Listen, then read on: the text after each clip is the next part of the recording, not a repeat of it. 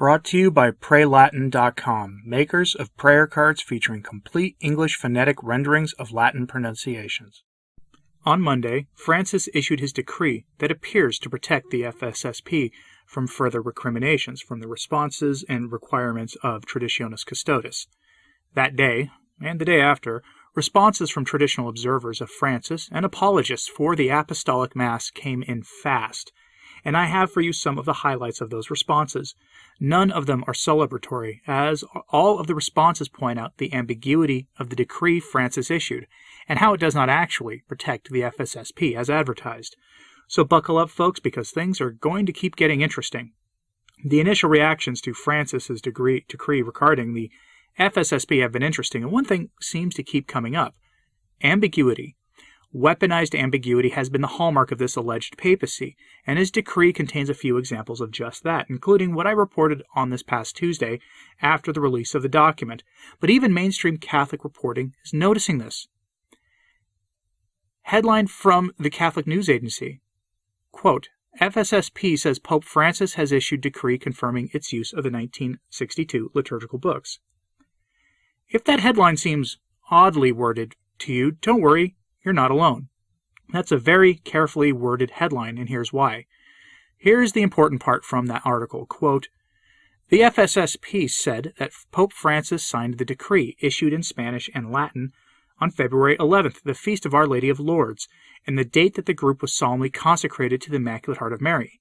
The Holy See Press Office had not responded at the time of publication to a request from CNA to confirm the text of the decree. End quote. This is a point echoed by Italian journalist Marco Tosatti on his website. Mr. Tosatti is a well-respected veteran Vatican observer, and he also noticed how odd it was that the Vatican didn't publish the decree or respond to requests for it. It's kind of strange that the Holy See Press Office did not respond to a simple verification request from a mainstream, reputable Catholic news outlet that was simply asking if the decree published by a priestly fraternity in allegedly good standing with the Church was authentic. That should have been a routine thing to verify. In fact, most curiously, I can't find the decree the FSSP published themselves on their own website, on the Vatican's website. At least not at the time of the production of this podcast episode, I can't find it, which is out of character for the Vatican. Typically, when something is made public that Francis signed himself, it is public first and foremost on the Vatican's website. Now, while I'll absolutely take the word of the FSSP at face value that they received this document from Francis, this does nothing but add to the ambiguity of this situation.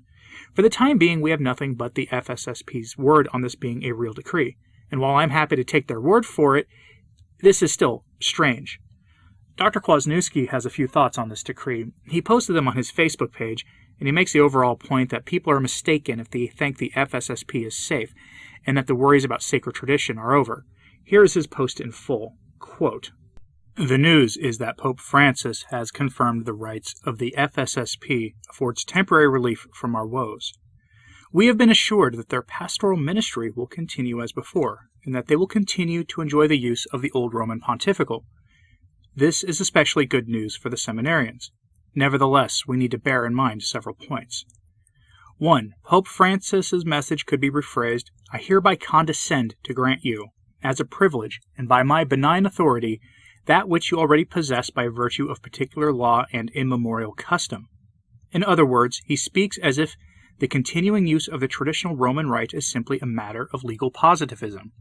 This is precisely the error that we have been fighting all along, and the error that was set to rest by Benedict XVI. Those who live by papal privilege may die by it too. 2. As Eric Sammons tweeted this morning, quote, we can and should be thankful that the Pope has confirmed the charism of the FSSP while still understanding that his long-term desire is to eliminate the traditional liturgy, end quote. Traditionis Custodes itself manifestly seeks to confine traditionalists to ghettos and to dry up the use of the traditional liturgy outside those ghettos. So it makes sense that Ecclesia Dei communities would be strengthened, while the message is transmitted to bishops everywhere that they'd better tighten the screws on the poor diocesan clergy and the faithful who have supported their, quote, turn to tradition. And not to look like I'm nitpicking, but can we be clear about this, please? Adherence to tradition is not a quote-unquote charism. It is part of the definition of being a Catholic. 3. If there is one thing we have learned over the past decade, it is that we are dealing with Machiavellians. There is a steep price to pay for papal favors in the current regime. The Pope is strategic enough to wish to, quote, buy the relative silence of the SSPX and the FSSP and many others by granting concessions or assistance. All that said, we should also be realistic. The restoration of tradition, in liturgy, in doctrine, in life, will be a long struggle, and time is in fact on our side since mainstream Catholicism is on a self-destructive course. So any time we can obtain a bit more land or a bit more time, we should rejoice about that, even if the immediate circumstances are dodgy. In short, we make the best of whatever situation we are given, taking the long view of things. On that note, I should say this. Traditionis Custodes officially prohibits new groups and parishes, but a canonically savvy bishop would be perfectly capable of setting up oratories or chapels to be served by the FSSP clergy, and something like this would be needed if the FSSP continues to ordain priests. I mean, it's great to have several priests at any given apostolate, but there's a limit to the number that are needed. End quote. Which brings me to this. A point people are missing is that while Francis in one place says that Traditionis Custodes doesn't apply to the FSSP, while being strictly true, there's actually a reason it doesn't apply. Traditionis Custodes is for the most part directed at the bishops. It's an instruction to the bishops. The FSSP Constitution states the following. Bear this in mind. Quote, the parochial ministry is a work to which the fraternity devotes itself if a bishop requests of it such services. This ministry will be the object of agreements with the diocesan bishops in order to permit the fraternity to exercise its apostolate according to its proper charisma. The fraternity will not refuse other forms of apostolate which would present themselves if they are conformed to its proper charisma. End quote. In other words, they operate at the request and pleasure of the bishop. The FSSP owns no property, including parishes. Those are owned by the diocese they serve in. Traditionis Custodes says explicitly that no new parishes can be established for traditional liturgy. It doesn't come with a qualification. So while the FSSP are exempted from the requirements like preaching the gospel in the vernacular using abominable, currently approved translations like that wicked New American Bible, the bishops are instructed across the board not to establish new parishes for the Latin Mass. It's across-the-board instruction to the bishops. As Dr. K pointed out in his post, though, a savvy bishop can find a workaround. Plus, the letter published by the FSSP states that they are to implement Traditionis Custodes as well as they can. Whatever that means. It's an ambiguous statement itself. In practice, that may mean that they'll implement it as the local ordinary sees fit. So if you have an FSSP apostolate in your diocese that had other TLM offerings, but they've been scrapped or restricted or altered by the bishop, you may see that at your FSSP parish soon, some fun little innovations with the liturgy. And let me know if that happens, please. I'm honestly curious. So if you see it, send me an email. As an aside, some have pointed out that this restriction on new parishes may only apply to personal parishes, which is canonically speaking one kind of parish. But here's the thing. Traditionis Custodes is written in such an ambiguous way that any bishop could interpret this thing however he wants. Mileage may vary, as they say. The point about parishes is made by Matt Gaspers of Catholic Family News in his Twitter post here. Quote, 1. Traditionis Custodes explicitly forbids the erection of new personal parishes. See Article 3, subsection 2. Ergo, the FSSP can continue to exist and use the old books, but it is forbidden to grow. 2. The endgame remains unchanged for Francis's letter to bishops, attached to Traditionis Custodes. All Catholics, quote, need to return in due time to the Roman rite promulgated by Saints Paul VI and John Paul II. Conclusion. I agree wholeheartedly with Father John Stone's assessment. I had the exact same thought come to mind before seeing his comment, i.e. Peronism, described in Chapter 2 of The Dictator Pope. End quote. So what is Peronism?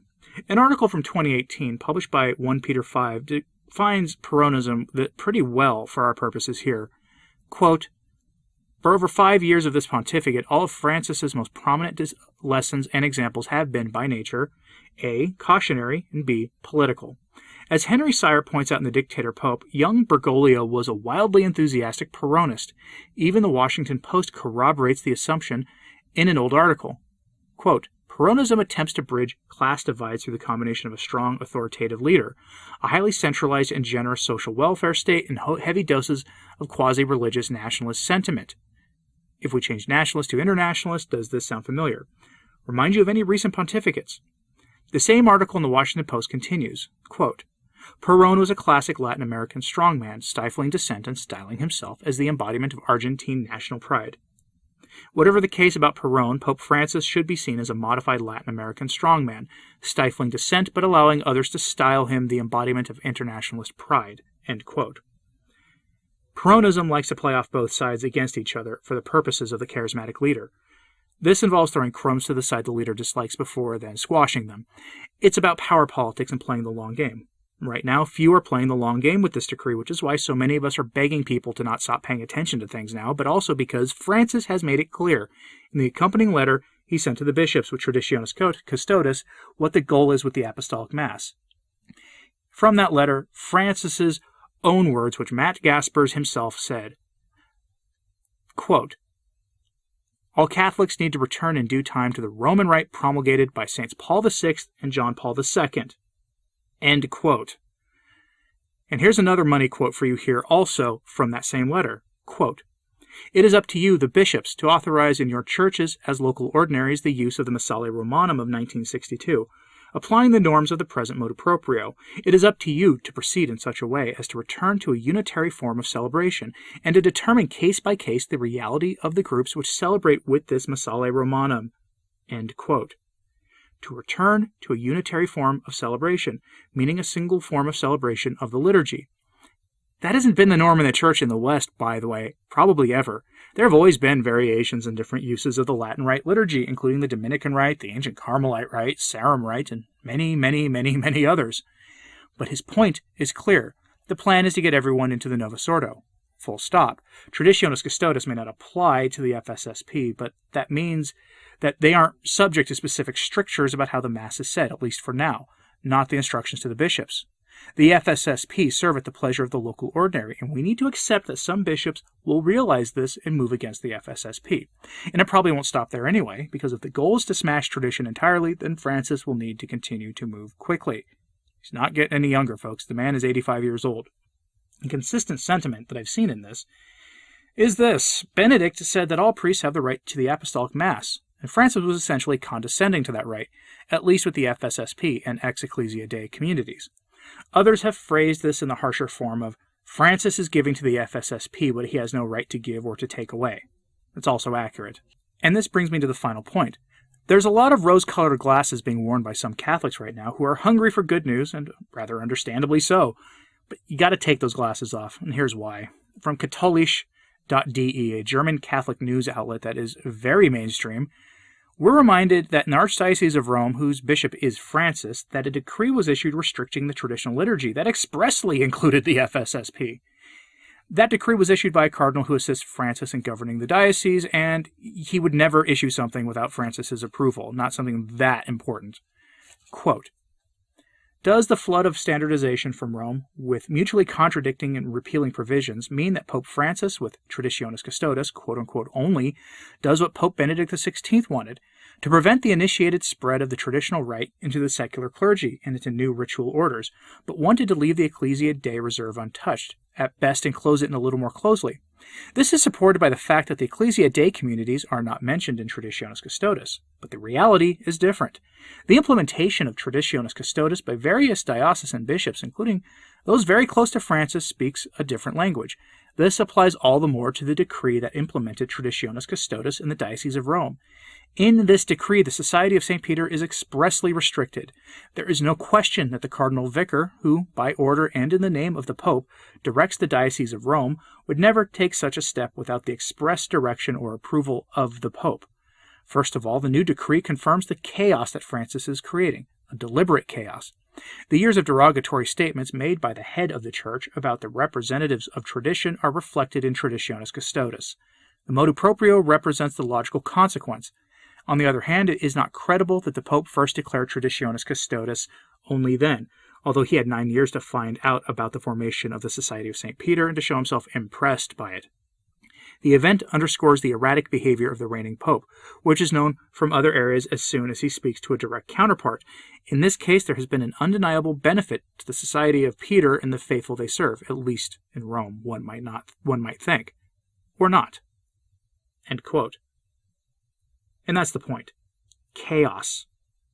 At the heart of Peronism is both centralization of authority, even under the guise of decentralization, and chaos to help make the goals of the leader come to fruition. In Francis's own diocese, we saw nothing but chaos and suppression of even the FSSP. So what comes next for the rest of the church? Who knows?